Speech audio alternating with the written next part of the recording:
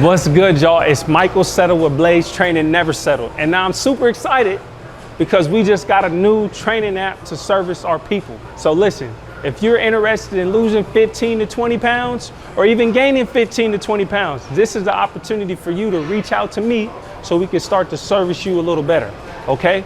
Now, reach out to me directly or comment your information below, and so we can set up a consultation meeting with you for free. Just gonna be 10 minutes of your time to figure out some of your struggles, some of your goals, and some of the motivation behind your goals so we can start to service you better and move forward in the process to help you reach your fitness goals, okay? And then you never know, you might end up even being here training with me at Aspen Active, all right? I hope to see you guys later, and never settle.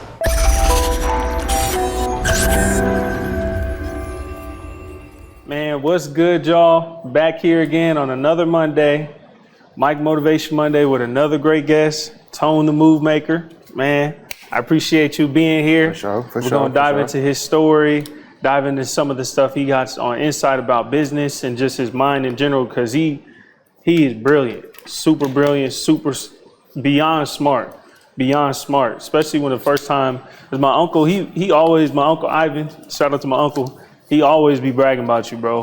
Always. Yeah, he always my guy, though. Yeah. That's my guy, though. He always be bragging about you. He be like, man, I gotta bring you over to meet Tone the Movemaker. I gotta bring you over to meet Tone. Yeah, and then we finally came over, and it was dope. And then you talked to us for about like 2.5, 3 hours, just chopped it up with us. And that was super cool. I learned a lot then. Then every time you see me set up, whether it's here, somewhere else, you come in. Show some love. So I appreciate that. I mean, we black in Iowa. We got to stick together. You know what I'm saying? 100%. I see where you at, and I like, it's easy. It ain't like I told you, I ain't gonna be no fake guru or nothing. But when I see you doing what you're doing, it's easy for me to help you because I can see where, he at this space. Let me see. And even if you do know, it's still good to have those conversations because this 100%. Helps for your mental health as a hustler out here. You know? No, that's facts. When somebody come and tell you something and you can identify that this guy's on the same plane, and at least at this space right here, at least I know I ain't crazy. I already did what he just said, but no, that's facts. At least I know I wasn't crazy for doing it. And the next time I get that motivation or that feeling in my gut to do it, I should do it again. Yeah, 100%. Yeah. No, that's facts. That's fact. Because there's a lot of things too. It's like there's one thing that you told me that I learned from you was like you came over. It was outside here. You was like, you got to think of your when you're thinking about your store and what people can purchase from you. You got to think of it like a restaurant menu. That really stuck with me, and I was like, bro, I swear to you, I was thinking about that for like 3 days, just really trying to process it all. That is it, though. That's it. Because it's like people gonna engage with you on different levels. You gotta have it there on different levels, or you won't get the person who would buy $1,000 jacket from you because you thought I just need to sell $20 t-shirts or socks. I'm going lower. That's lower, true. Which is cool. You do need to probably have all of these things, but you only got limited resources, That's facts. So when you got limited resource, which is money, you know what I mean? Yeah. You gotta have that big ticket item. You gotta have that middle tier item. You gotta have that small impulse item, and digital item or something like that nowadays, because you don't know where somebody comfort level is, and they might be the person that end up buying everything, but in the beginning, I can see there's a $5 entry, there's a $20 entry, there's a $100 entry, and as they get more faith in you as a hustler, I buy all my kids' jackets from him every year. Now this person come buying $5,000 worth of jackets from you because she was spending it anyway. I put it on my credit card. I'd rather it go to some, you know what I mean? So, no, that's facts though. Yeah. That makes sense. And that makes a lot of sense, man.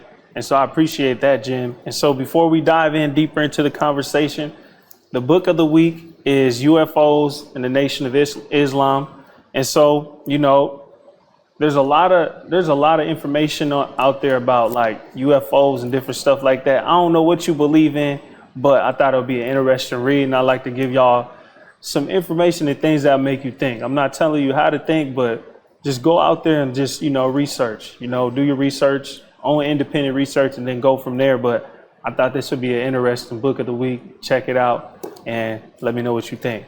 And so my first questions I want to ask you is,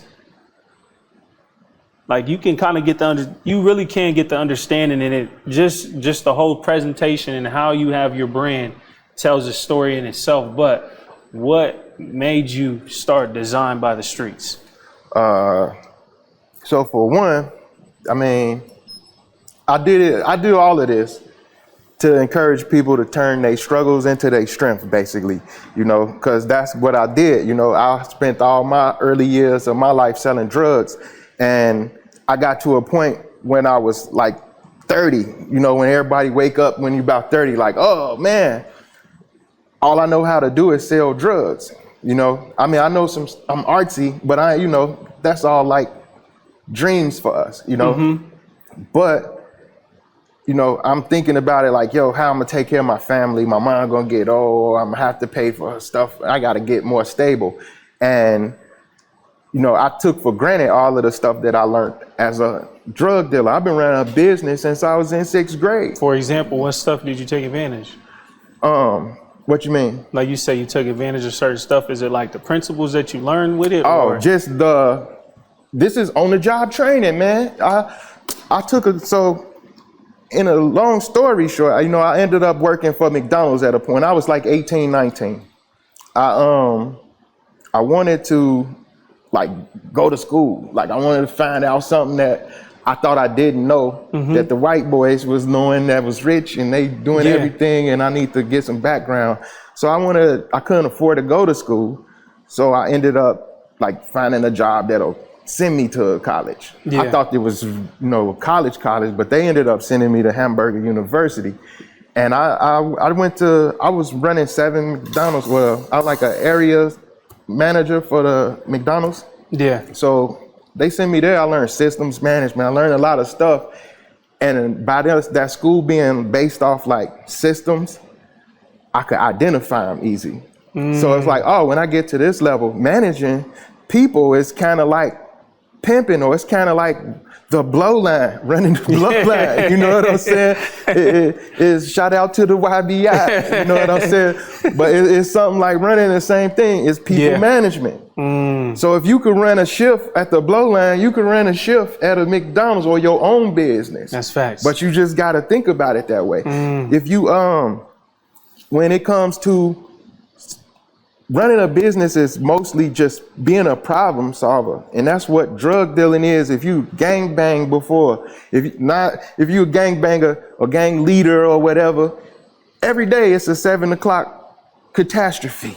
Such and such got into it after school, because it's usually with the kids too. School get out about 5 o'clock. They riding home on the bus. Somebody's girl this, somebody's girl that. These dudes into it by 7. Then by the time everybody make it back to the crib, 7, 8 o'clock, hey, they shot at us. And then there's something and you got to think, what I'm going to do? Do I give the little kid, the 15-year-old, a gun? Do I go handle it for the little 15-year-old? Am I too old to be in it? How you going to handle this today? You know, what you going to do? You know, it's a lot of decisions that little kids are making that they don't understand. These are grown man things you handling every day. Mm-hmm. You know what I mean? So if you running a business and you had to live like this, try coming up with a decisive decision. That's management too. Yes. You were managing McDonald's. We ran out of fries. What do we do? What am I going to do? I know. We're going to call all the other McDonald's. Let's see if they'll let us hold them down real quick. We got a sister store because this happened before. So then we made sure, you know, these the same transitions from business to the street. It's just, you know, we don't give ourselves credit for that. for being logistics managers. For the man who brings them things in, he could have started Amazon. That's you know facts. what I mean? That's El facts. Chapo, tell me El Chapo ain't Jeff Bezos. Elon Musk just stole El Chapo's system for shipping. The tunnels. The cartel started the tunnels, bro. Now all of a sudden he got $33 trillion invested into this company for him, the Boring Company. That's one. Digging the same tunnels, El Chapo already figured that out. Y'all just said, oh, this big business. Let's lock him up, get him out the way. And now this white guy got it. You know what I mean? That's facts. So that's just at the highest level. The streets taught, you know what I'm saying, taught him how to do the future business of the world. You know what I mean? So when I see all of this stuff, you know what I mean? If you ever seen a pimp manage in the street, you know, I'm from Chicago, man. It's out there. It's out there, bro. So, you know, I got to see a lot of stuff in the street, and I seen a dude come up with the craziest marketing schemes for selling drugs. Like, the dudes all got on the jersey with the number on it, and the number's code for whatever you looking for. My homeboy, bruh, shout out to bruh come to me one day like, Tone, look, we young, I'm probably 18, he's 16. Let's go to the wholesale house and buy all of the lighters. And then we'll just write our number on the lighters. And when you see the crackhead, just give them the lighter. They always need the lighter. And they won't lose it either. They might lose their mind before they lose their lighter. You know what I'm saying? And I had for years, people come back, man, I just remember your number on that lighter all the time. I called you just to see how you was doing nowadays. Man. Whoa, because I got into God and I'm into this and all that, but I remember that number, you know, and I'm like, man, bro was a genius for that. You know what I mean? He was a genius for that, but they don't know that. So when I did this, my best friend went to jail with a kilo of cocaine. T go to jail, I'm running hot dog stands, and then after McDonald's, I wanted to start my own business. So I started these hot dog stands, Vienna Beef, like did the franchise thing with them, and I had 3 spots. I had all the spots in Ames, basically. The city clerk, you had to call the city clerk, and then she give you my number, and cause I owned them, I bought them all. Like I found out they was $50 for the year. I bought them all, and I sold them short joints for you know what I'm saying? But I'm running the hot dog stands, and they making the bread. I'm hitting my boy up, yo, I got these stands, bro. I'm making like 3 G's every time I open up. You know what I'm saying? I got the other spots. You take this one, I'll take this one. We taking over the world with the hot dogs. You know what I'm saying? He like, yeah, I'm gonna come see you, but I gotta go make a run up to Wisconsin, see my family. I'm gonna come back to you. All right, bet. So Bird goes up to Wisconsin, gets bumped in the feds raid, and he get bumped with a kilo of cocaine. Damn. So now this is my best friend too. You know what I'm saying? So I'm doing all this growth shit. I don't know. No, yeah, you can, you're good. I'm doing all this growth stuff, and I'm getting to something where I think I got something to show my boy, and he on his way. I finally get to show him what I've been working on, and then he go to jail with a kilo before he even make it to see what's popping. So I'm going, why the whole time? He got to do all this time. I'm trying to think of, you know, when he come home from the joint, you know, where the hope gonna be? Cause he 3-time felon. Niggas be like, I'm a career criminal at 3-time felon shit, you know? Yeah, that's facts. So I'm like, okay, I gotta have my boy some kind of hope that we doing something over here. And at the same time, the street I had monopolized, they tore it down. They had to like rebuild it in Campus Town in Ames. Yeah. So, you know, I move up to Des Moines, but I don't really want to do food. You know what I mean? I learned it from McDonald's. Yeah. So I'm trying to get into the art, get into the clothes and the music and the stuff like I do. And I'm figuring how I'm gonna do it. So I decided I'm gonna start design by the streets. I got the name, but I got like no direction for it. I just know me and all my guys is 100% designed by the streets. Can't nobody argue with me on this name from my neighborhood. You know what I'm saying? That's all I'm really thinking about. But then I'm shipping off like my first t-shirts, and I put a t-shirt on the scale and it weighed like 1.2 kilos. in the streets, if you ever weigh any drugs before, the 0.2 is the bag. You know what I'm saying? This a 1 kilo t-shirt. You know what I mean? So I'm going, holy cow. I'm thinking how if I wrap these boys up like kilos, that's genius, bro. I ain't gotta show them, cause I'm lost in the disconnect of why he don't want to make this money with me with these hot dogs. But who stopped selling cocaine so they could sell hot dogs? You know what I mean? You know what I mean? But that's just it took me a long time to really let that dawn in my head, but it was because I had the confidence already. McDonald's taught me how to do a system. I'm just finna copy it, replace burgers with hot dogs, and it's a name that everybody already knows. So yeah, I'm thinking that's easy for me to see, but they ain't went to no doggone business college to teach them no stuff like that. That's true. You know what I'm saying? So when he see it, it's like, yeah, that's a great for you, but I don't know how I'm going. You talking about sending me down there by myself? You know what I mean? I don't know what you know about this. So when I thought the kilo, I'm like, man, these niggas sell drugs better than me. You know what I'm saying? That's why I'm selling hot dogs now. You know what I'm saying? It's because, I'm tough, I'm all of that. But at the end of the day, I knew how to do more stuff than sell drugs. So it was always never the end all. It was like let me get some money together so I can do this, buy all of this stuff. You know what I'm saying? For them, it was like, nah, this is what we doing. You know what I'm saying? So once I wrapped up the kilos, it was like, it just dawned on me, like, you know, I don't have to show them nothing. After this, they can probably teach me some new ways to sell these boys. You know what I'm saying? Bruh, come in and what's the lighters for this?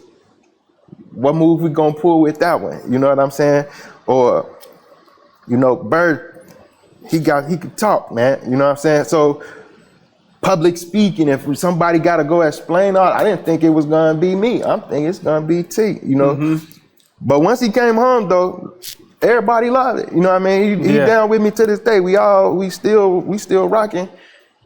But I had to let them grow too, because at the same time, my man went to jail for all these years. He got to grow some too. Yeah, 100%. So I ain't like, no, don't do this. Don't do this. Hey, if you want to go, you're going to be a chef, I'm over there with you. 100%. We're going to manage this. What he was running hotels for a minute.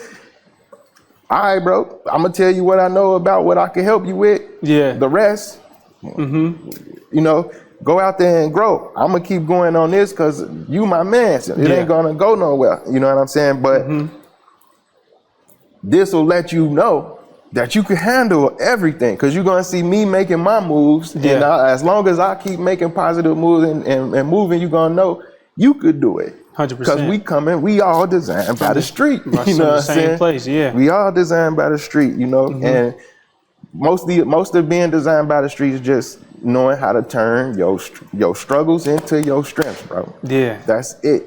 The man outside with no legs makes it every day. Yes. You know, the peanut lady makes it every day. In Chicago, we got the dudes used to sell barrettes. Hair barrettes and socks on the bus. He had a little method to that. You know what I mean? I see all of this stuff and I'm, man, bro's getting it this way. Bro's getting it this way. You know, everybody, ain't none of these people got no training or education. They just coming outside, no fear, and making it happen. Making it happen. You know what I'm saying? 100%. There's a lot of gems in what you was saying too. One thing I thought about too is, because I got a bro that's locked up right now and he's serving time, and it's crazy you say that is because I be thinking of ways of how I'm gonna help him when he get out too. Yeah. And I'll be trying to, like, every time we talk on the phone, I'll be telling him, like, yeah, bro, I got this for you. Like, when you get out, this is what we're gonna be doing and everything like that. So you made me think of that. But then it also made me think of too is like when he does eventually get out, is I'm gonna have to give him the opportunity to not only grow, but then also understand that he didn't experience the same things that I did moving into where I'm at. Yeah, because I went to school, but he didn't get a chance to go to school. Right. So we don't got the same perspective when it comes to certain things. Word. I've been to Japan with these bricks. I've seen a whole nother country have a reaction to what I'm doing. That's crazy. So when I come back and I'm doing something here, and you might think I'm doing some local stuff, but I'm I gotta plug in Japan. Yeah. How am I explain that to you? How am I explain that to you? Yeah. It's not really. That's true. You might even, you hear me? Yeah. But you don't know what that means. You don't know how they, how Japan rocks with what I'm doing. You know what I mean? So it's, you can't expect them to just be there. I could tell you all day, but it's, and everybody got different skills, man. So, but the thing about it was, like, I moved on. This ain't the end all be all for me. Bricks ain't, this was the beginning. This is how my brand story start. It ain't how it ends. Right now I'm doing 3D printing, virtual reality, AR, augmented reality projects. I got a project going in the buildings downtown, big 30-foot art installation going up, big 30 by 30 mural going up this week. I moved past it. But when I do this, the whole Killer Ward come and say, yo, I see you. I remember folks used to be on the corner. You know what I'm saying? How you do that? These gonna let you know, do same rules, same hustle with a different product, bro, and you built better than everybody. Any street niggas, you know what I'm saying? That's facts. You been getting on the job training, can't nobody out talk you.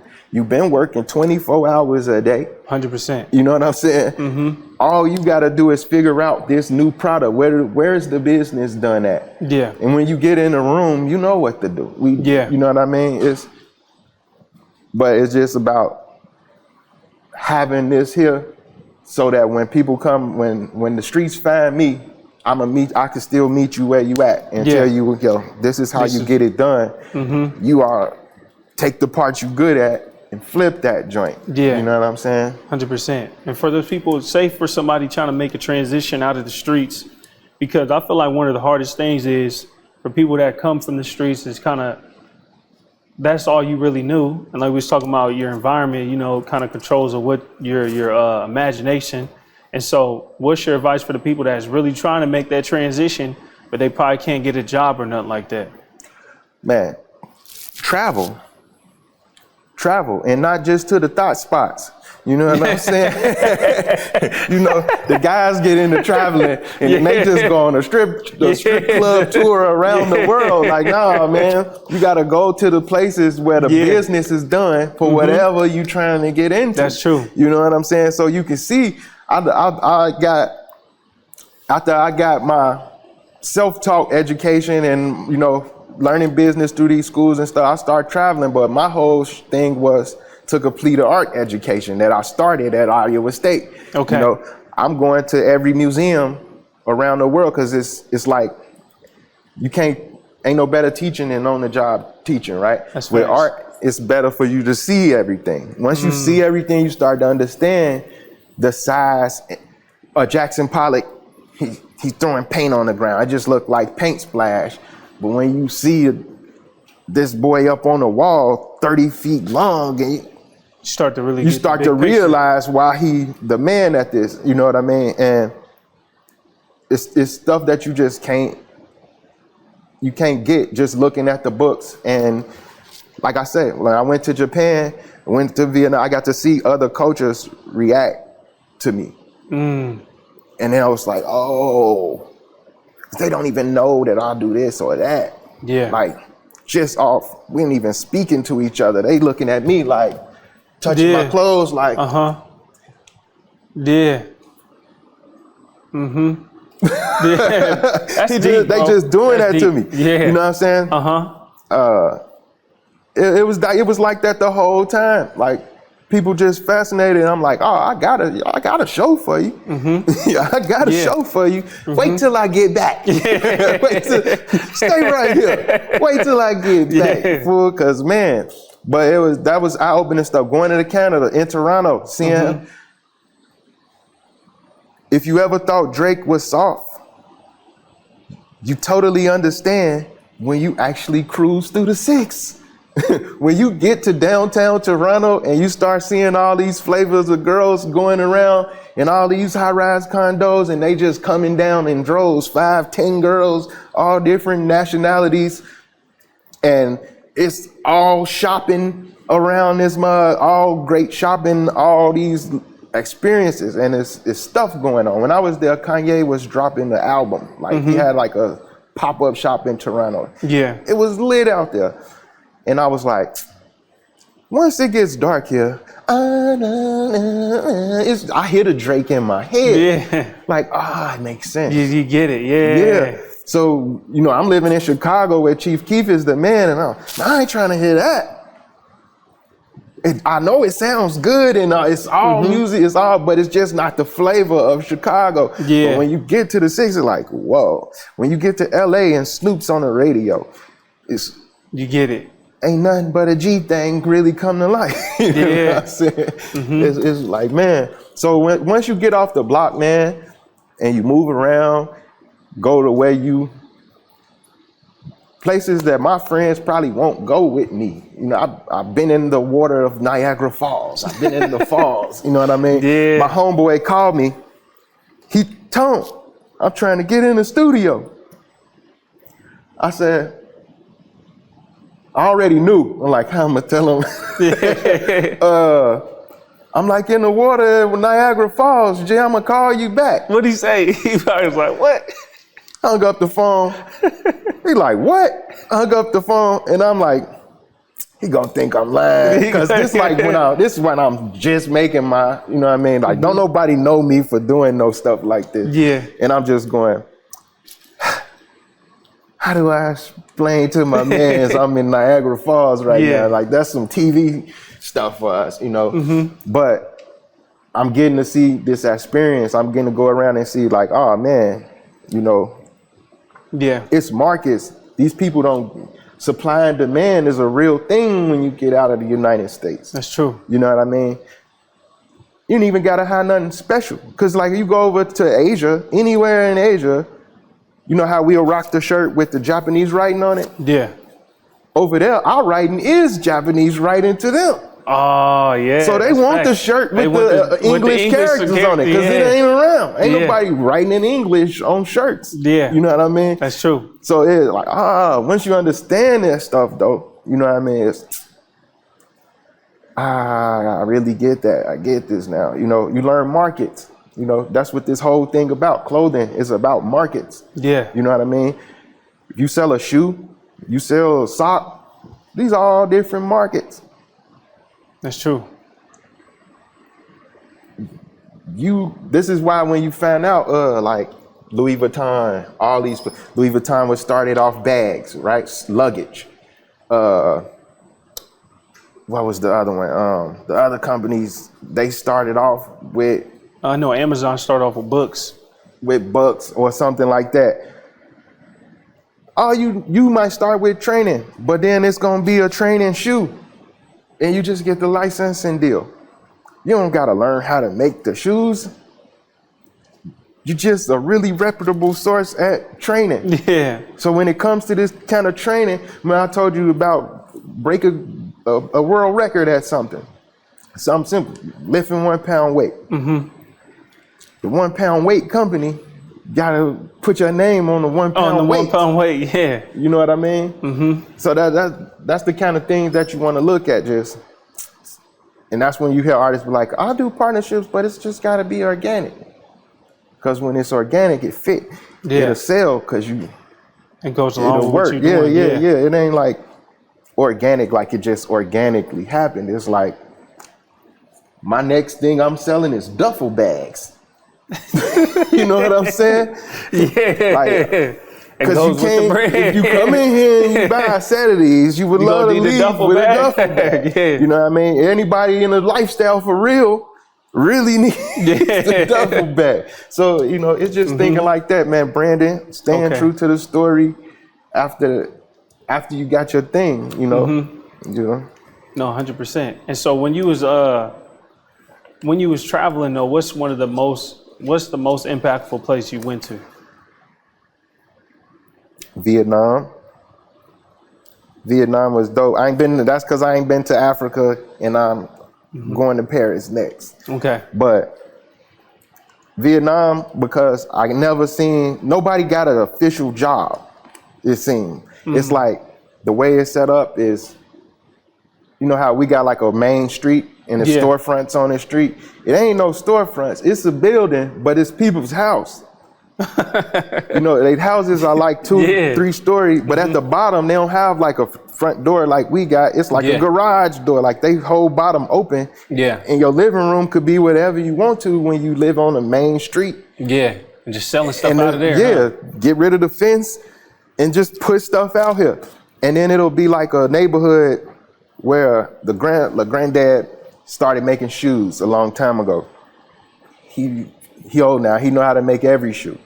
So, but he can't make every shoe in his house, so he got the baby shoes, the neighbors making the baby shoes, the other neighbors making the high heel shoes, the other neighbor, and then all together, they whole neighborhood is known for shoe shoes. manufacturing. So then it's like big companies coming, because sourcing is a thing in fashion. They come and they look for these neighborhoods to get products made, because this dude, they got a system and they can get stuff done and they'll work all day long, and you can skip regulations because these people are just doing this. It's like hiring a freelance worker to do something for that's you. true. How they get it done is how they get it done. So it just, and then it's all the way down to, I was at it's the president's house in Vietnam when it was the Vietnam War, but it's like a museum now. But I'm there, it's called a War Remnants Museum or something like that now. But I'm messing with these big military guns. I'm looking through the sights on this gun. I come out, and it's a dude right there with no arms. He got no arms, but he got like a tray with stuff on it, and it's around his neck, but he got no arms and he can't talk or nothing. He got hit with the Agent Orange stuff from the war. You know what that is, right? Agent Orange, what's that then? It's The like gas? the gas they dropped down on them from the war, or not on him directly, But you know, he was affected by it. yeah.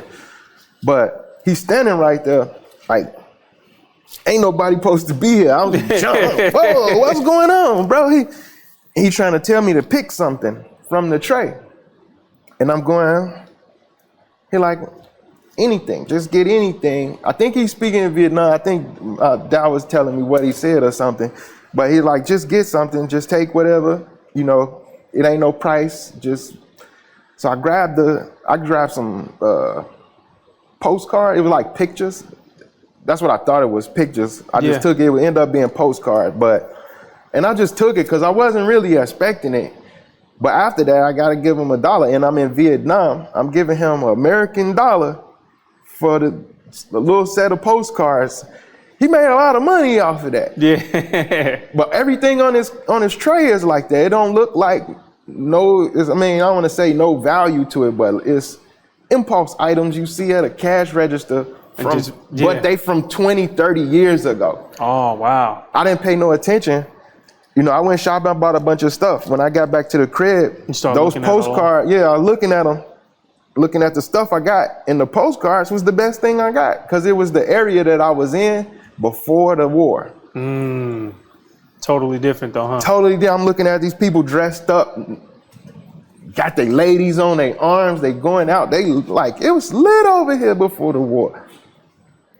I wish I knew the era of time to describe how they was dressed, but it was like I think I can imagine. Yeah. And then they traditional Aoyai dresses and all that. I'm like, man, this is crazy, because I was just standing looking at this from the top of the president's house. And it's totally different now. And it's totally different, but this the exact same view I was just looking at, like, yo, crazy. That is crazy. You know? But this man's hustling. And I'm like, a lady's getting me at the restaurant with some stuff. But once I peep out, like, oh, they got a system to it. Then I kind of respected it. Yeah. But when I got home, I was just like, yo, nothing I bought, anybody had a regular job. We went to the Ben Thai market. These ladies waking up hustling on their own. You know, the restaurants, these people just cooking. Yeah. I seen a dude on they do the scooters over there. The little moped scooter. Oh yeah, I know what you're talking about. It was a dude on a scooter. He pulls up. He got a grill on the front of his scooter. He pulled up to the light, stopped, flipped over the chicken skewer. And then he took off on the scooter. I stood there and watched it. I wish I could have pulled out my camera, but I was kind of in a moment where I was like, I ain't going. Like in awe, like I ain't gonna pull out no camera. I'm just finna take this in. Cause at first it's like a lot to take in. You like, yo, I just forget the camera. Just taking check the moment, this out. And this was one of those times where it just happened. And I'm like, and then I looked up and they just go walk through the road, stick their hand up, he pull over, serve the chicken right off the moped, bro. That's crazy. Yeah, I'm like, these people is slim. No, yeah, like man, that's true. That's true, cause I traveled to I was in Bahrain for like 4 months off Middle East, the little island off of Saudi Arabia. Okay. It's like 45 minutes away from Dubai, and they had like these markets. Yeah. And it's just like hundreds of little like stores where people just selling a whole bunch of different stuff.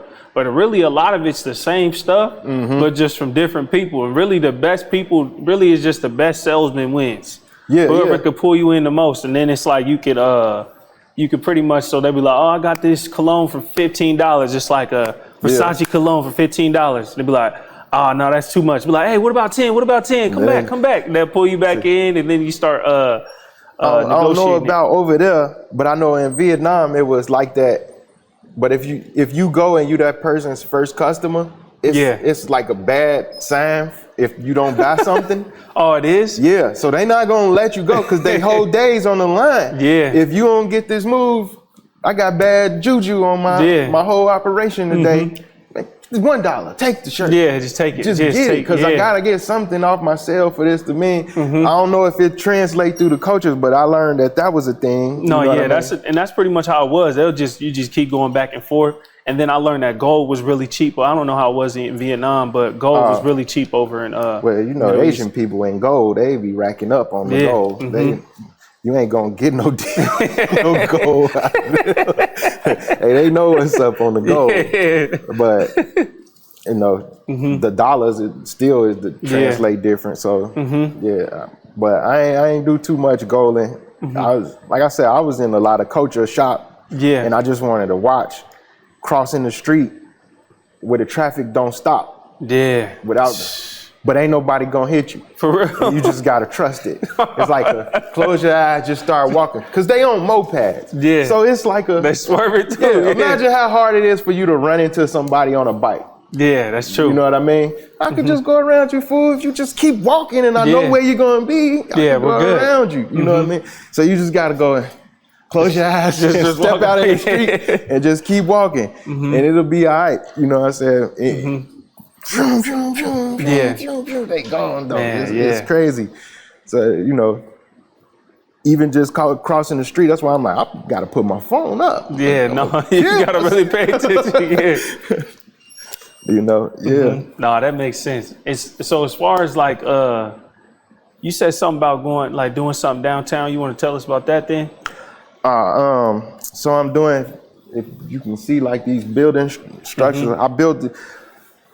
So I spend a lot of time on rooftops. You know what I'm saying? I like rooftops. That's my place of zen, right? And I'm looking one day, and I'm looking at I'm smoking, and I'm looking at the city, and I'm going, that's a lot of ideas. A skyline is the biggest collaboration that can be. That's deep, yeah. Like, think about a window, right? Just one window is like 10 ideas.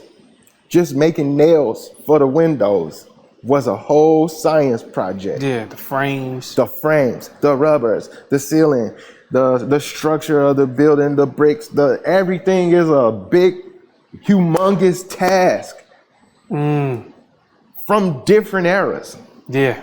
All these buildings been built for the last 200 years in certain cities. You know what I'm saying? And you looking at it all, like, I'm just looking at it all, and I'm like, yo, this is the biggest collaboration. Like, a skyline is the symbol of just working together to make something beautiful and functional all at the same time. Like, that's art to me. You know what I mean? So my new project is this Litty City, I call it. It's the most creative city in the world, you know, the #1 importer of creative ideas. Yeah. And so I built this interactive art installation. It's like 30 feet long over at the Des Moines Partnership Building, downtown Des Moines. And then I got like a big 30-foot mural. And I'm just gonna say interactive for now, because it's got different parts to it. And if I start explaining it, it'll sound crazy. It's one of them things you gotta experience. When I'll be finished in a minute, in like this next week or so, and I'll start to drop the campaign. And you just gotta check it out. You know what I'm saying? Because if I start talking too much, it sounds you get lost. It's a big city. Oh yeah, I get it, man. But that's what it's all about, really, though, man. Is just the possibilities. You know, what can happen when ideas just compound, when you do what's the next, when you innovate on the community that you belong to, how it grows and it sticks and it stays, and then people copy you and it goes 100%. To the next era. Yeah. You can see all of this in a city skyline if you smoke enough. Yeah.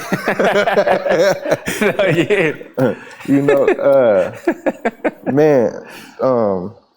But basically, you know, the city is what you make it. You know what I mean? Because this is how I feel about Des Moines too, is like a lot of people talk down on it. Like, you know, it's the country, it's this, that, it's cornfield. It ain't none of that. It's the people make up the city. So if you got a city full of people that don't do nothing, then ain't nothing gonna happen. That's facts. Whatever you add to it, if you decide today that you gonna throw the biggest tennis tournament in the country in Des Moines, we a tennis town. You know what I'm saying?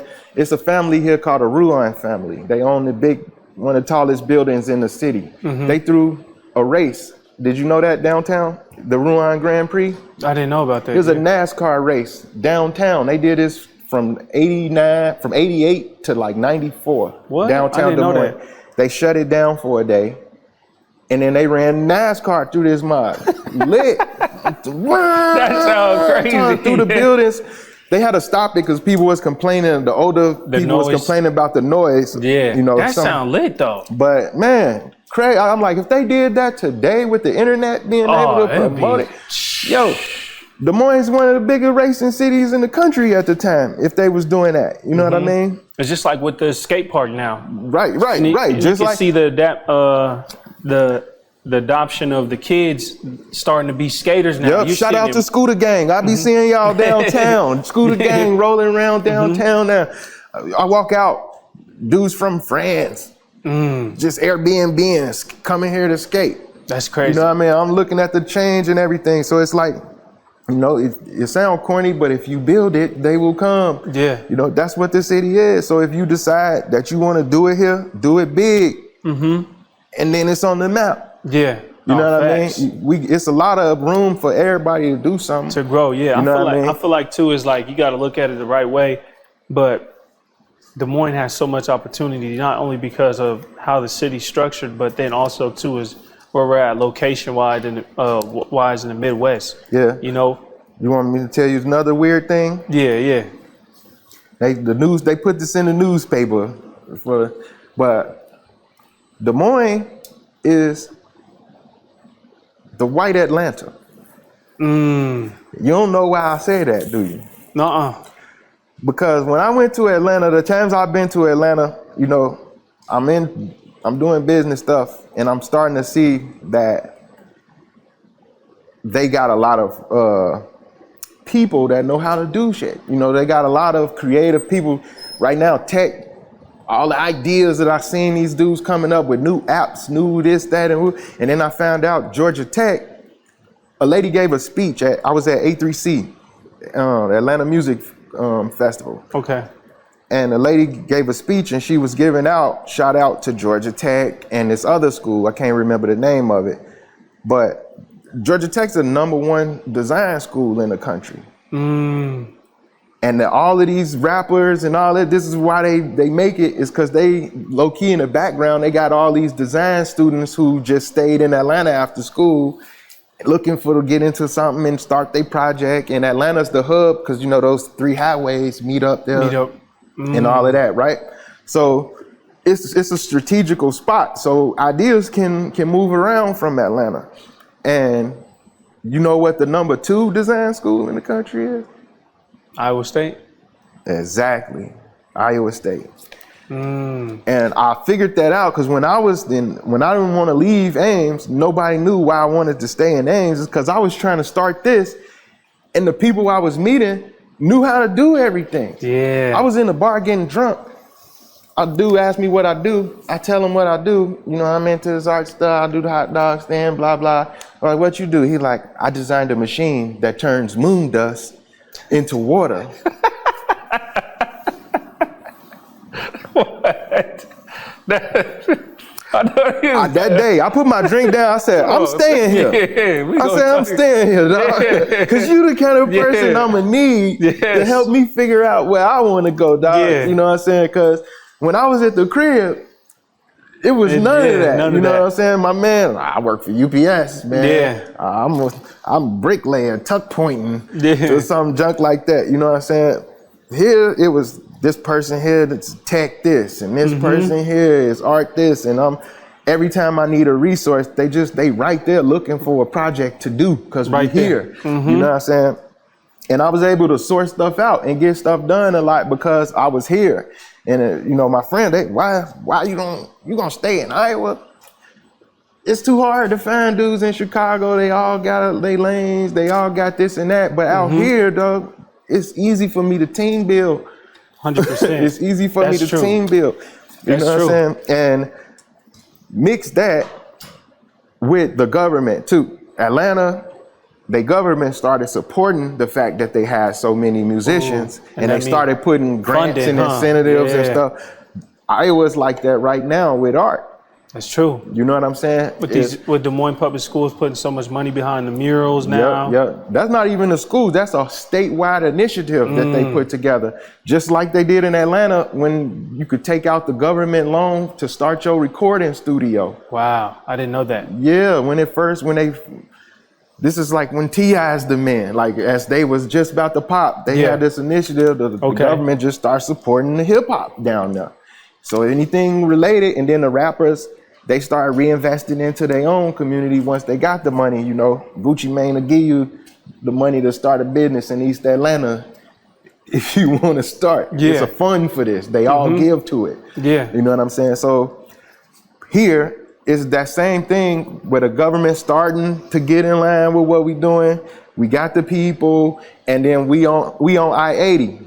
You know what I'm saying? So at the same time, it's not 3 highways, but you can't cross the country without passing us. Yeah, that's true. You know what I mean? Well, you could fly over us, but it don't always work that way. You know what I mean? And if you fly over it, you just missing out. Like this place I'm in right now. Mainframe, yeah. It's 200 Mainframe Studios, man. It's a building for artists with affordable spaces for you to do what you need to do, for you to build a dream. It's a studio here. It's people that paint. It's film, all kinds of photographers. Yeah, that's what I say, photographers. You know, anything you need, it's to get business kit in a box right here. You know what I mean? And you flying over it because you think the answer's here, but everybody here has got time to get good at what they actually do. 100%. You know what I mean? Yeah. Everybody do something because they got time to get good at it. Yes. You know what I mean? So you could go fly over to Atlanta and fly back to LA, and the whole time your budget would have been saved if you would have stopped in good old Des Moines. No, That Mainframe Studios, baby. We here. You know what I'm saying? Make it rain. Make it rain. Goddamn it, make it rain. Come to Mainframe. You know what I'm saying? Facts. We here. No, facts. You know?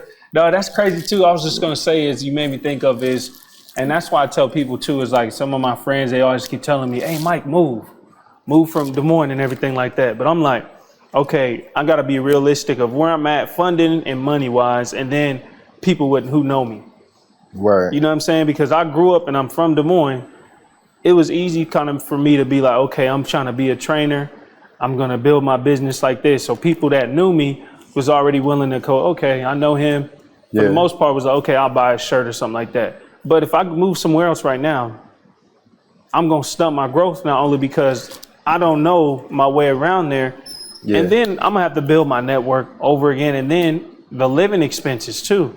Yeah, the fact that you can be the #1 trainer here right now. When you go to LA, you're gonna be the top 5 trainers that's there from out of town, instead of being number 2,342. You know what I mean? The trainer that's next, that's over there, that's his competition. But you might be bringing him to a whole new market that he don't know about. You know what I'm saying? And then, like I say, you got everything to help support your system here. Yeah.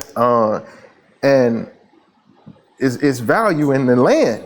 That's true. You know what I mean? I'm in charge over here. It's great. You know, who the top training dude right now? Like who's killing it on training when it comes to training? Who's the superstar? In Des Moines? No, in period. And like period? when you think about it, there's one dude named his brand's called Justin Everline or something like that. Just Train. He's Kevin Hart's trainer. Okay. Kevin Hart trainer is just training, but Kevin Hart got to come to Des Moines. He got to link with somebody here. You're #1, but we got to make something so that it matters to come here. Yeah, that's true. You know what I'm saying? And the mainframe is one of the reasons you would. Yeah. You know, you get all the production done, marketing, painting, all this stuff done here. And that's why I'm like, just like Atlanta, how everybody flies to Atlanta because it's hella studios, it's hella this, it's hella that. You know what I mean? Des Moines starting to get a lot of that. Yeah. Where you can come here and get your project done. The label give you a budget. You can come here, spend a quarter of what you've been spending. That's facts. And get way better work. And you're gonna be the #1 client for these guys. They spending their whole day with you. You know what I'm saying? So it's one of them things. And like I say, once you get that type of production and you go out there with all this packaged up, the other training dude, yo, how you doing? Where you get? You gotta come to Des Moines, fam. You start doing celebrity, you go there and offer a celebrity workout that's in a way that you can only get it in Iowa. You know what I'm saying? The boxer needs to train, come running this Iowa cold. Let's run the hills. Let's go run the hills. Go run this hill against this this wind. What's the wind? What they call that? The derecho wind. That's facts. When you get that derecho wind and run against it, that's some training. Yeah. You know, so it's that, man. You know what your advantages are as a trainer. Go to Arizona. Offer the Iowa training session to all of the people who can afford to come and do that, because they'll play. It's a vacation. Yeah.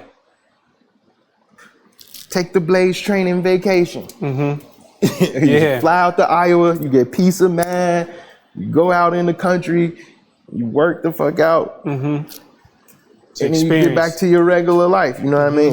So you don't have to leave. Yeah. You just have to know how to market yourself out there. 100%. And once you get the bread, you know, you probably would dibble and dabble, but it ain't no, like, you got to. People just gotta recognize their value while they here, you know. 100%. Yeah, that's true. Because I feel like too, if you're not able to make the most out of what you got now, how you gonna make something else work? You know? That's what I never got with some people. Like, they be like, oh, well, and I understand too, changing your environment, some people do need that, right? Yeah. But it's like, you gotta make the most out of what you got. Yeah, that's like hooping. Like, you ain't even the best in your neighborhood. How you gonna? You gotta go down and beat old boy up the block before you start talking about you finna go to the league. No, facts. You know what I mean? Like, you can't just leave the neighborhood, never go handle old boy down the street. Then you go to your practice talking about how you the man. No, 100%. And everybody like, wow, I don't know who you. I know a boy from around your way, you know? Yeah. That's how I'll be looking at it. It all work like that. You gotta make your name where you at. 100%. And when you go somewhere else, it matters more. You know? That's facts. That's facts. And so what's your advice for just clothing brands that's trying to build and distinguish themselves in whatever field they're in? You know what I'm saying? Whether it's me with fitness or somebody that has a street brand or something like that? What's your advice for them to distinguish themselves? Quit. You don't want to go against me. No. I'm mad competitive. Nah, man, it ain't like that. But, you know, man, you gotta love what you do. That's what I'm gonna say. It is distinguishing yourself gonna come because you're going art is a journey to find yourself. It don't matter what you do. If you write songs, you're gonna end up writing, you know, Kodak Black's might write the beautifulest I Believe I Can Fly song one day, because it just art, all this creative stuff make you learn yourself. That's facts. If you gotta spend 4 months painting a picture, the first time you're gonna paint something that you like off TV or something in the world, the next time you might paint your kid because you're like, man, I wish it was something I could keep. Because, you know, you're going to grow out of the cartoon that you painted. Now you're just like, I'll do it for my kid. But then it's, man, people want to buy pictures of my kid. How do I paint something that means something to me that can affect my community?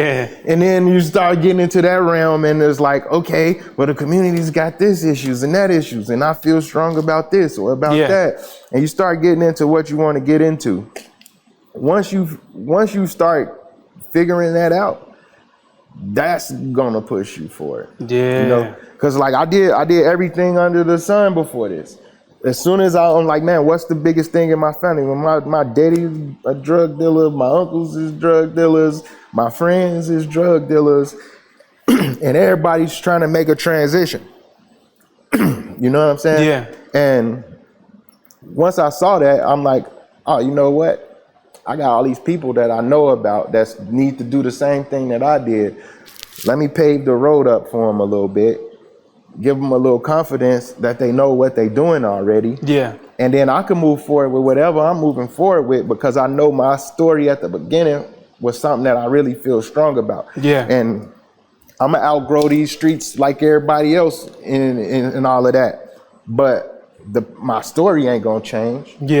I could go to Harvard, win the Nobel Peace Prize. They're gonna have to start off just like Jay-Z, you know? He started off a drug dealer in Marcy Projects. He rose to be a billionaire type of deal. That's facts. That's true. You don't have to say, he don't have to give you no lecture. He ain't gotta say nothing to you. He ain't gotta give you nothing, never tell you the game. He is the game. You feel me? When, as a black kid, seeing him coming from the same place, that is the game. I remember how Jay-Z did that. First he had Dame, and then he did this. Then he put Rihanna, he stole the Def Jam. You know? It's all these different little steps that you get to see and watching, and he can go and start twisting his dreads and wearing the toes out and the whole nine, because that's where he at. He hoping that you get there one day. You see how relaxed I am? Because that's what a hood nigga really, that's success. You know what I'm saying? Like I told you before, like, man, when I left Chicago and I got out the street, it's like a ton of bricks off my back. Bars. I never got to relax like that before. Like I always had the police in my mind. Every time they come around, because I always got something on me. I always got something going on, and it, you know, that whole thing. And then there was one time I got to pull up on the side of them in my car with my license for the first time, you know. Felt good, huh? I was like nervous, and then it was like, I ain't gonna say what I was, but you know, it felt good to not like have to worry about like this thing. It's nothing you could do to me right now outside of doing some extra shit. You know. So, you know, that's what winning is when you coming out the street. When you just, once you get that point of you can relax, man, you won. You know what I mean? And then you got to realize too, like I was gonna say earlier, you know, I spent 30 years messing up. I realized that 30, it might take me 10 years before I get to this point. I'm 39 now. You know what I'm saying? And I'm going, you know, what I'm gonna say, that's where I started at. That's where, when I caught on, I had to learn business, systems management, learn how to do what I'm doing. You know, it's gonna take me 10 years of learning, and I wrote it all down. Like, this is all the different things that by the time I'm 40, I want to see myself knowing how to do. I'm on public speaking right now, and that's like the last one. Yeah. You know, it ain't the last thing I'm gonna learn. It was the last thing on my list from when I was 30. Yeah. You know what I mean? So I just did my first public speaking joint the other day. So I'm into this now. But that was the process though. And I'm going, okay, it's cool. Cause now I could fish now. I don't feel like I can't do this cause I know so much. I've been through experience. I know the markets. I know what to do fully. You know what I mean? I'm into a whole nother game and my life is better. My family love it. You know, they be this, you know, Chicago got so crazy. Sometimes I call it, tell them I'm coming. They don't come. Don't come. You're doing too good. Just keep doing what you're doing. Ain't nothing happening here. You don't want to see me? But it's the thing of, nah, food is getting killed every day. And they just gonna hate on you. You know what I'm saying? Stay where you at. And at first I was taking it like, man, these niggas act like they don't want me to come to the crib or something. But the whole time it was, if you come back over here, we know what you gonna be into. You don't need to be into none of that. You don't need an old time sake drink. And then I learned too, because it flipped on, once I got everything together, it was like, oh, I don't want to go back home and catch up with my guys on the block. I want to meet me in Hawaii. No, 100%. Meet me in Paris, bro. Whole different environment. Let's go do something. Let's make some new memories. I don't want to come back and talk about how we used to do it. You know what I'm saying? Because I'm doing something that's so far past that now. It's like, what am I talking about? Like, why do I want to go back? Yeah, bro. Like, I'm trying to get this 3D modeling thing together, and we over here talking about cocaine all day long. You know what I'm saying?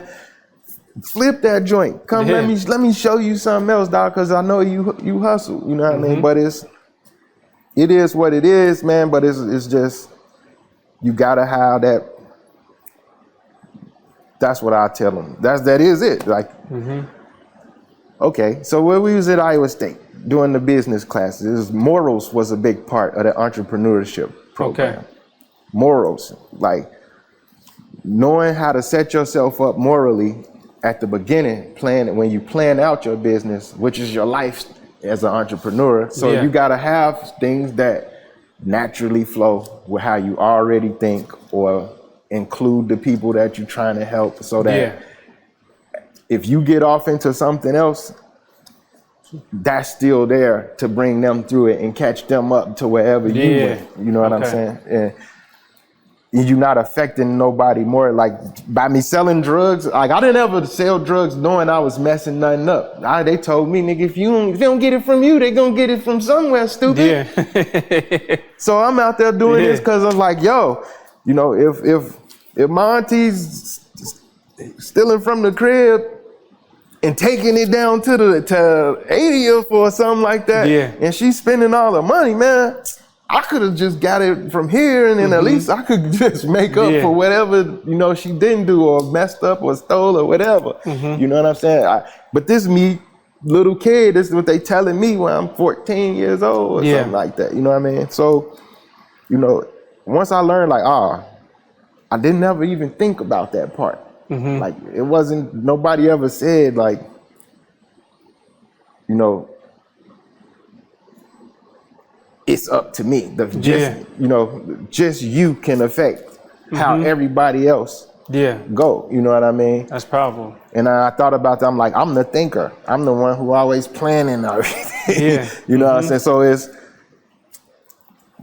Big Meech said, if you got a hustling, the crew gonna be as good as the leader. If you got a hustling crew, you're gonna have you got a hustling leader, you're gonna have a hustling crew. You got a robbing leader, you're gonna have a robbing crew. So it's up to you to decide what your crew gonna be. You know what I'm saying? And then that's when I was really started thinking in this direction. I ain't had this together yet, but he put me on that path of thinking like, okay, so if all my guys end up in jail and gotta come home to something, what's something I know they all know how to do? Hustle. They knew fashion. I knew everybody was fresh. Niggas, my neighborhood make up the slang in Chicago. The new words, like we always making up something, you know? Yeah. And it's the sauce is just there. You know what I mean? The sauce just there. So it's like I already know these dudes got style. They hustlers.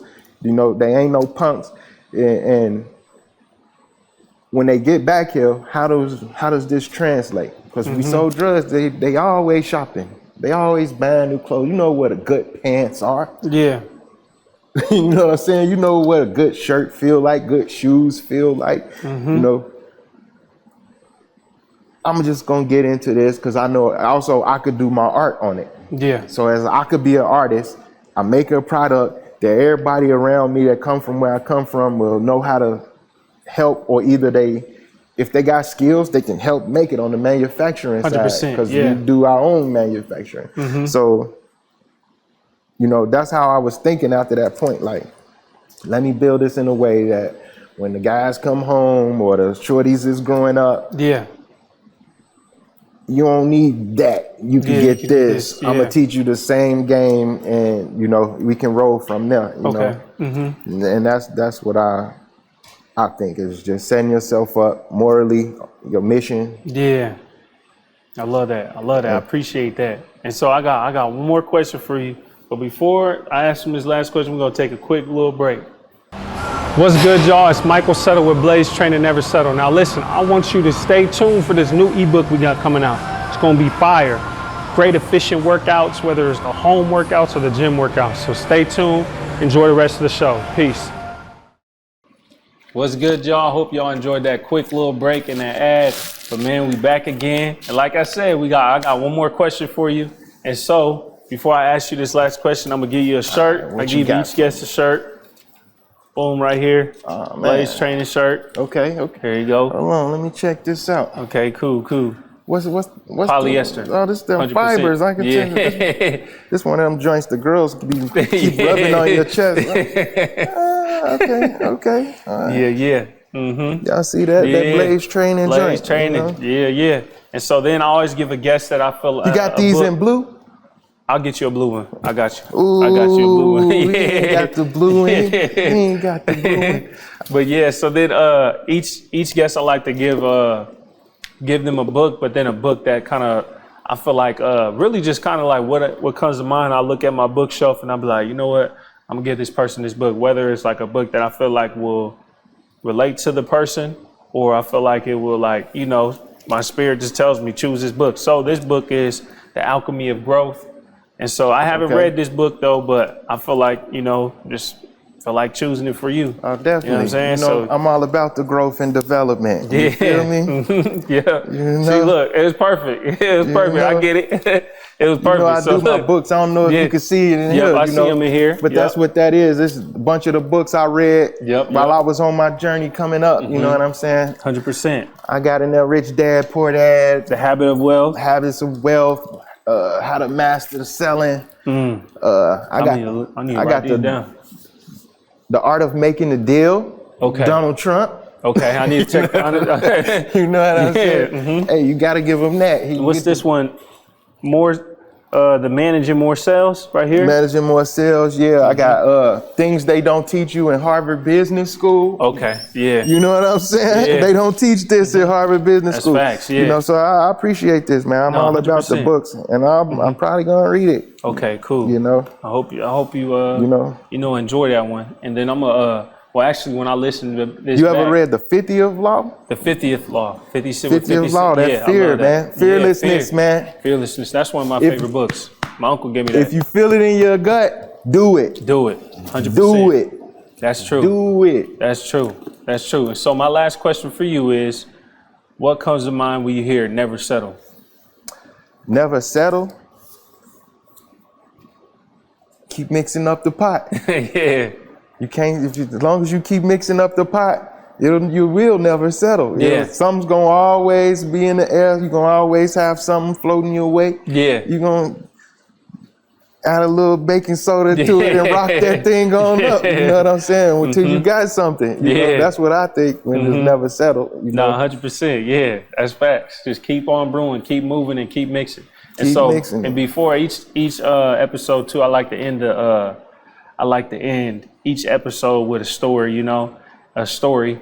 And so the story that comes to mind for me is like just kind of relates to kind of what you just said. Is you asked me about the 50th law. And I feel like fear, we got the wrong perception of fear. You know what I mean? Because a lot of time when we come across fear, we run away from it instead of running towards it.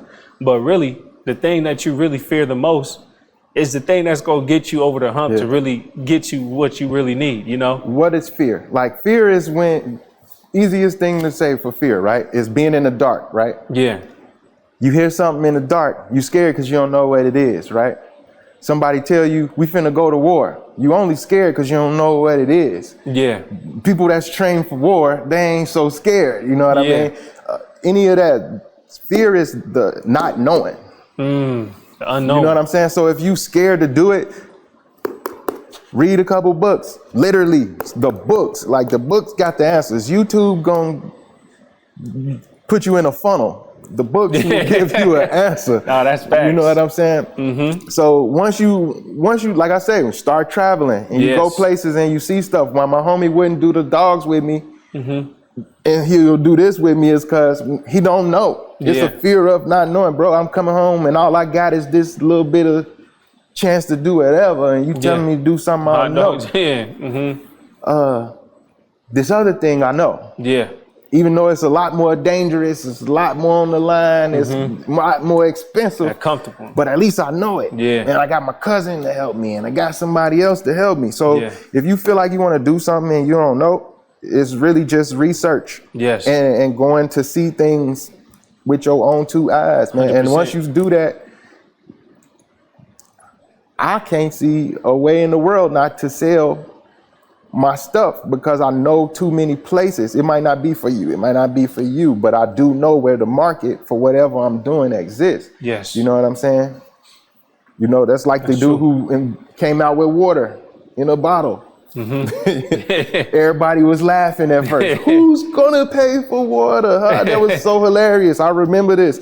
And he just didn't know, you know, nobody else knew that, oh no, it's a whole market for this. It's water's gonna be, it's only so much water and we got about 10 years. And just so happens it takes 10 years to build a brand. So by the time water is needed, I'm gonna be the biggest brand. Boom, right there. That's facts. You know what I'm saying? You just gotta find out, master your craft, man. Get into 100%. What you do. Don't just be it on Instagram. Yes. You know what I'm saying? Don't go, you want to be like Tone, so you dressed up a room, got some t-shirts printed up, hung them up on the wall, and then you took all of the pictures, but you're not up 4 a.m. doing what I'm doing. You're not putting your last money on the plane ticket to go so that you could go sit in a class for the week. Yeah. You know what I'm saying? Like you got to really be about it. That's why you got to find what you really into, what you really love to do, because only way I could put my last on the plane ticket to go do what I want to do is if it's something that I really want to do. That's facts. And when I come home, all I'm going to do is what I learned. Yeah. You know what I mean? And that's going to lead me to somewhere else. So yeah, that's what I got to say about 100%. That. Yeah, 100%. Because you made me think of too is like, I remember one time I was going to go out to downtown and set up my shirts and stuff like that. And like, it was like 12:30, 1 in the morning or something. And I know that drunk people, they love buying stuff. So I'm like, okay, I need to get downtown and sell my shirts. I got all these shirts. And so, but before I got out the car, it was like my chest was beating so hard because I was like, I don't know, like, it was like fear. What like if somebody really robbed me? What if they try to fight me? What if they steal something? Exactly. Like, what if? Yeah, what if? Every excuse came to my mind, but if? Yep, exactly. And then what if though? Who finna take something from me? Exactly. Who? Yeah. Who's gonna come and knock over my stuff? Who's gonna talk? Ain't none of that finna happen. That's facts. Well, we about to go find out how it go tonight. Find out. Yep. And that's it. And then you get out there and find out everybody love you. Everybody, and that's exactly what happened. That's exactly what happened. Then, ever since then, like, when I get that little fear setting up, I get the little adrenaline, like, damn, what if now I'm like comfortable with it? Like, yeah, let's get it. Like, I'm excited for that feeling now of unknown. I just want to see what's on the other side now. And now each time I feel like I'm growing. That's good. You know? That's good, man. That's good. That's exactly. I remembered all of that. I remember all of that. I did it with the hot dogs. See, that was one thing. Like, I didn't know what to do. So I was like, yo, McDonald's already trained me how to do this restaurant thing. I'm just gonna do Vienna beef hot dog because it reminded me of McDonald's. It's just Chicago stuff. You know what I'm saying? And I know I know it's a market for this. I know if they don't sell it right here, I know I could go sell it. That's true. You know what I mean? That's true. Once I started mixing the art, like my marketing campaigns for the hot dog stand was my art. I made mascots, costumes, all kind of crazy flyers and sales and promotions. I'm doing films, all of the stuff that come along with being an artist, but I was doing it for my hot dog stand. So once I went to switch, I was like, yo, I get how I'm getting everybody. It's not even really about the hot dogs. It's about the everything else that I'm doing. I got to do this with something that I love to do, because some days I don't want to get up and clean no pots. And you know what I mean? The cooking sounds, it's all fun and games until the night's over. And you got 11 greasy pans and you got to take them back to the house, and it's a task to tear this down and to move it into the spot. And then now it's 3 a.m. and I need to wash the dishes because I'm finna go to sleep for the whole next day. 100%. You know what I mean? And so it was like, yo, I could see that this ain't my thing. I'm just trained to do it. I got that fear out of there. The only other fear was just going to do it. You know what I mean? Once I did it, I made ugly shirts. No, same. My first screen, I was screen printing in a 1-bedroom apartment with a four panel press. My first shirt, bro, I did that, boy. It came out so thick and it flaked off, and I still got it to this day. You know, it looked cool now because everybody rock vintage and it got like that little distressed look to it. But at the time, I was messing up trying to figure it out, man. But you know, I'm a crafty, creative dude. So if you don't like to make things, like my jobs was in warehouse, assembly, manufacturing, welding, carpentry, all of this stuff. So I like making stuff. So when I got this ain't nothing but a manufacturing company. 100%. So I know I could do this already. That's where all the fear went away, was like, I'll do this. An artist came. I went to the Iowa State Fair. I see a project. I'm like, oh shit, I know who made that. It was me. It was an artist, came to my job when I was working in metal fabrication. The dude comes in, orders some parts. I just know I get an order for 2,000 butterflies, some other parts that look like tree stems and all of this stuff, and it's stainless steel. I made all of the parts. Then at the end of it, the guy's like, okay, he gonna come pick up the parts. He went and like put them together. We had a company party one day. He had to deal with the boss. He gonna bring it back. He want to take a picture with the guys who worked on it. So I got the picture with me at the event. I go to the fair. My joint sitting in the courtyard of the art center at the fairground. That's crazy. And I'm like, but when I found out this dude got paid the $250,000 or whatever the heck you get paid to make a big metal sculpture. Yeah. 250. That costs money, bro. It's stainless steel thing this big. You know what I'm saying? If you buy a cart for your restaurant, stainless steel is $1,500, $2,000. Like, so once I saw, I knew I had the skills to like be an artist. I'm gonna do this. I could go and make my own stuff because I know they made me do this because I'm the good guy. You know what I'm saying? So it's like once I knew it wasn't no fear. Only fear was to look the beast in the eyes and tell them bring it on. You know what I'm saying? And that's in the street. Yeah. Always got to confront your fear in the street. No, that's fact. You know That's what he said in, I think it was the 50th law. He was talking about the way he survived is embracing the fear. You're embracing the streets like the toughest thing. The toughest thing. I don't know. You got time? I'll tell you a story. we got time for one more story. One time it's this basketball tournament. You know, like ain't no park in my neighborhood. I'm in the killer way. The park is in another gang's area, but it's a basketball tournament that go at this park. Yeah. You know what I'm saying? And at the time we had beef with the other neighborhood. We in an active wartime, right? One of the OGs come home and he up there facilitating stuff or whatever. But one of the young dudes don't know who he is. You know what I'm saying? Because he just had got out? Yeah, so stuff's getting tense. It's pretty, a game. Somebody get fouled too hard and now the two teams go up and then the dudes in the stands that's with the teams, it's about to be a gang fight in there. And the OG step in and he telling them, you ain't finna do this, you ain't finna do that. You know what I'm saying? And, right when it was like this tense moment, Shorty like, man, who the fuck is you? He's like, you don't know who the fuck I am? I don't get any motherfucker. You know what I'm saying? Like, he like looking this dude in his eyes. Dude shrunk. He shrunk. Yeah. You know what I'm saying? And I seen that, I'm like, when you confront these niggas, they gonna shrink. You know what I'm saying? They gonna shrink. After that, every time we get into some stuff, I'm jumping in first. Right there. They come in to fight. I ain't got nothing but I had a ninja sword in my trunk. I ripped that boy out. I beat everybody down to the fight. You know what I'm saying? I'm going at it. But when I got there, everybody calmed down. What you gonna do with that?